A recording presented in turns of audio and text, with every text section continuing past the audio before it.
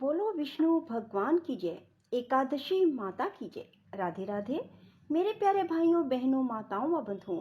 आज एकादशी के दिन मैं आपको एकादशी की एक बहुत ही पौराणिक और पुण्य फल देने वाली कहानी सुनाने जा रही हूँ। बंधुओं, इसे प्रेम पूर्वक श्रद्धा भाव से सुने। एक बार एक राजा के दो बेटियां थी। छोटी बेटी एकादशी का व्रत किया करती थी। हर कोई छोटी बेटी की प्रशंसा किया करता था और बड़ी बहन छोटी बहन से ईर्ष्या करती थी।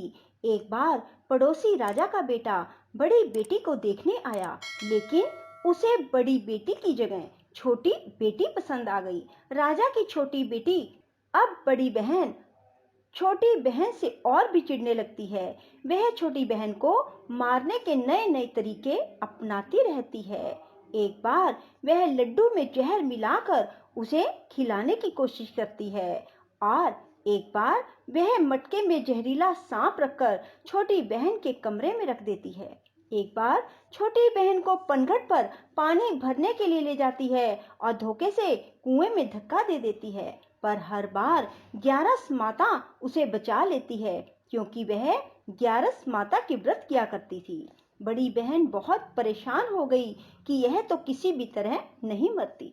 तब एक दिन बड़ी बहन छोटी बहन से बोली, मेरी प्यारी बहन, भगवान ने हम सब की मृत्यु किसी न किसी तरह लिखी है। क्या तुम्हें पता है कि तुम्हारी मृत्यु कैसे होगी? बड़ी बहन बहुत सीधी थी।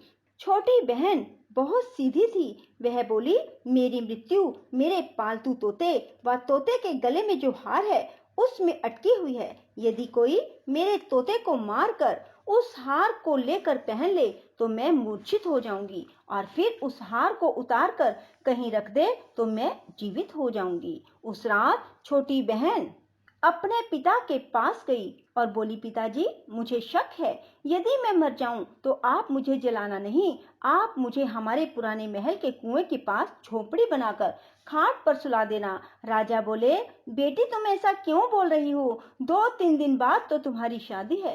तब छोटी बेटी बोली, पिताजी, समय का कोई भरोसा नहीं। इस तरह शादी वाला दिन भी आ गया। शादी वाले दिन बड़ी बहन छोटी बहन के पालतू तोते को ढूंढती है, पर वह उसे कहीं नहीं मिलता। तभी दरवाजे पर बारात आ जाती है। वरमाला का कार्य संपन्न हो जाता है। फेरों की रस्म शुरू हो जाती है। उधर बड़ी बहन तोते को ढूंढ लेती है और वह उस तोते को मार देती है। वहीं छोटी बहन के 3.5 फेरे राजकुमार के साथ पूरे हो जाते हैं। तभी छोटी बहन मूर्छित होकर गिर जाती है। उधर बड़ी बहन तोते के हार को खुद पहन लेती है। तब फेरों में सभी घबरा जाते हैं। सभी बारातियों में हलचल मच जाती है कि राजकुमारी को क्या हुआ। सब डर जाते हैं। तब राजा वैद्य हकीमों को बुलाते हैं। छोटी राजकुमारी को महल में ले जाकर लिटा दिया जाता है। वैद्य और हकीम राजा से कहते हैं, राजकुमारी ना मरी है ना जीवित है, हमने ऐसा पहली बार देखा है। तब राजा उनसे कहते हैं, बाहर जाकर बोलना कि राजकुमारी बेहोश है, अभी थोड़ी देर में ठीक हो जाएगी। यदि तुम ऐसा नहीं कहोगे तो मैं तुम्हें फांसी दे दूंगा। बेचारे वैद्य हकीम राजा के कहे अनुसार बोल देते हैं। तभी बड़ी बेटी आती है और कहती है, पिताजी, मुझे छोटी बहन के मरने का बहुत दुख है। उससे ज्यादा दुख मुझे आपकी इज्जत का है, जो कि खराब हो जाएगी। आप ऐसा करो कि मेरी शादी राजकुमार के साथ कर दो, तब सब ठीक हो जाएगा, आपकी इज्जत भी रह जाएगी। तब राजा को यही ठीक लगा और राजा ने छोटी बेटी के कपड़े पहनाकर बड़ी राजकुमारी को फेरों में बिठा दिया। पर राजकुमार ने मना कर दिया, कहा कि यह मेरी पत्नी नहीं है। मेरी पत्नी जब बोलती है तो उसके मुंह से फूल झड़ते हैं। लेकिन सब ने समझा बुझाकर उससे 3.5 फेरे लगवा दिए। बड़ी राजकुमारी ससुराल आई तो राजकुमार ना तो उससे बात करते थे, ना उसके हाथ से पानी पीते थे, ना ही उसके हाथ का बनाया हुआ खाना खाते थे। राजकुमार ने मन ही मन सोचा, मैं पता लगा कर रहूंगा कि मेरी पत्नी के साथ क्या हुआ। एक दिन राजकुमार दुखी मन से घोड़े पर बैठकर जा रहे थे कि घोड़ा वहीं जाकर रुका जहां राजकुमारी की अधमरी लाश को रखा गया था। राजकुमार ने मन ही मन सोचा कि घोड़ा यहाँ किस कारण से रुका है, कोई तो वजह है जो यहाँ घोड़ा रुक रहा है। तब राजकुमार घोड़े से उतरकर पुराने महल में गए। वहाँ एक चौकीदार था। राजा ने पूछा, यह महल किसका है? तब चौकीदार ने बताया कि यह महल किसका है। तब राजकुमार समझ गए कि यह पुराना महल तो उसके ससुर का ही है। वहाँ खाट पर कौन सो रहा है? राजकुमार ने चौकीदार से पूछा। तब चौकीदार कहने लगा कि यह राजा की छोटी बेटी है, जो शादी वाले दिन अधमरी हो गई थी। तब राजकुमार ने कहा कि यह तो मेरी पत्नी है, इसके साथ मैंने 3.5 फेरे लिए थे। तब राजकुमार ने चौकीदार से कहा, तुम किसी को ना बताना कि मैं यहाँ आया हूँ, मैं तुम्हें मुंह मांगी रकम दूंगा। चौकीदार ने हाँ कर दी और राजकुमार खाट के पास गया और बचे हुए 3.5 फेरे खाट के साथ ले लिए। राजकुमार उस दिन वहीं पर रहा और रात को भी वहीं रहा। छोटी रानी रात को खड़ी हो गई। उसने अपने पास अपने पति को देखा तो वह बहुत रोई। राजकुमार ने पूछा, बड़ी अजीब बात है, तुम शादी वाले दिन मूर्छित क्यों हो गई? तुम्हारे पिता ने मेरी शादी तुम्हारी बड़ी बहन से क्यों करवा दी, जबकि मैंने तुम्हारी बड़ी बहन को स्वीकार भी नहीं किया?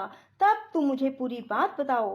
तुम दिन भर तो मूर्छित थी, अब रात को जीवित कैसे हो गई? इसका भी राज बताओ। तब राजकुमारी ने अपने पति को तोते और हार वाली सारी बात बताई। यह भी बताया कि यह बात मैंने अपनी बड़ी बहन को बताई थी। एक बार मेरी बड़ी बहन ने मुझसे मेरी मृत्यु का उपाय पूछा, तब मैंने उसे पूरी बात बताई। मेरी बड़ी बहन मुझसे बहुत ईर्ष्या करती थी। उसने कई बार मुझे मारने की कोशिश की, पर ग्यारस माता ने मुझे हर बार बचा लिया। यह सब मेरी बड़ी बहन ने किया है। तोते के गले में जो हार था वह मेरी बड़ी बहन दिन में पहन लेती है और रात को उतार देती है। इसीलिए मैं दिन में मूर्छित रहती हूँ और रात को जीवित हो जाती हूँ। यदि वो हार मुझे वापस मिल जाए तो मैं हमेशा के लिए जीवित हो जाऊंगी।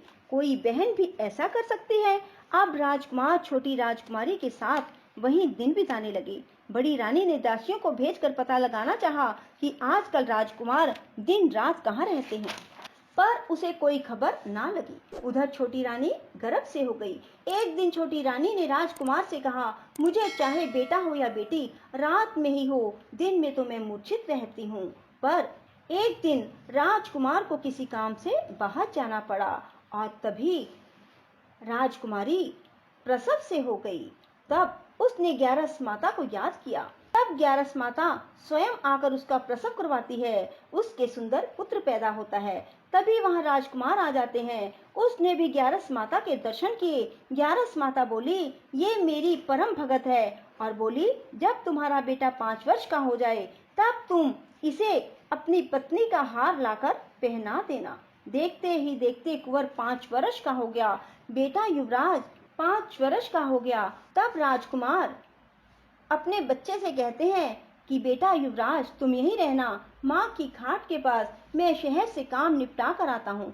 तब बड़ी रानी के दास दासी राजा को वहां से आते हुए देख लेते हैं और बच्चे को उठवा लेते हैं। बच्चे के 2 टुकड़े कर दिए जाते हैं, एक टुकड़ा चक्की के नीचे और एक अपने पलंग के नीचे रख लेती है। तब वह ग्यारस माता को याद करती है और ग्यारस माता भीख मांगने के लिए बड़ी रानी के महल में आती है। तब बड़ी रानी अपने दास दासियों के हाथों भिक्षा भिजवा देती है, पर ग्यारस माता कहती है कि मैं तो तुम्हारी रानी के हाथों से ही भिक्षा लूंगी। तब वे जाकर उसे कहते हैं। तब बड़ी रानी खुद उसे भिक्षा देने के लिए आती है। तब ग्यारस माता बिल्ली का रूप बनाकर अंदर जाती है और उसके बच्चे के जो 2 टुकड़े होते हैं उन्हें इकट्ठा जोड़ देती है और उसमें प्राण फूंक देती है और उसे लेकर चली जाती है। राजकुमार कुंवर को लेकर महल में जाते हैं और कहते हैं, रानी, ये बच्चा मेरी दूर के रिश्ते की बहन का है। यदि तुम इसे प्यार से रखोगी तो शायद मेरा दिल भी तुम पर आ जाए। तब बड़ी रानी कुंवर को लाड प्यार से रखती है। तब एक दिन राजकुमार अपने बेटे से कहता है कि तुम अपनी मामी से हार मांग लो, हम ये हार लेकर तुम्हारी माँ के पास चलेंगे, पर ये बात अपनी मामी को मत बताना। कुंवर बोले, मामी मामी, मुझे अपना ये हार दे दो। एक बार तो रानी जवाब दे देती है, पर फिर उसे ये बात याद आती है कि जब राजकुमार ने उसे कहा था कि यदि तुम बच्चे का ध्यान रखोगी तो मेरा दिल तुम पर आ जाएगा। तब बड़ी रानी कुंवर को हार दे देती है। कुंवर उस हार को लेकर अपने पिता को देते हैं। आज हम आपके हाथ का बना हुआ खाना खाएंगे। हम आते हैं, तुम खाना तैयार करो।